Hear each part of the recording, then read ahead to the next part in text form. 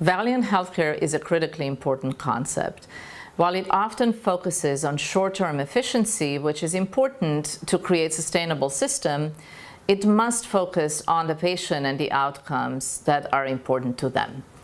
From the pharmaceutical industry perspective, the value of drugs are often assessed in isolation and limited to the measures that do not always truly represent what's important for patients and their families. Society must view healthcare in a more holistic way that puts the patients and their families in the center.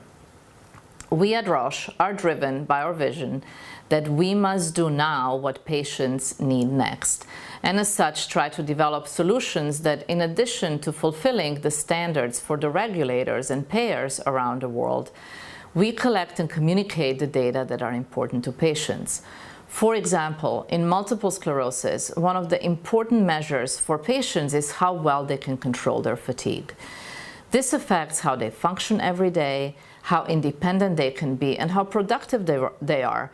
And not surprisingly, positive impact on such parameters for patients actually represent a huge economic value to the society.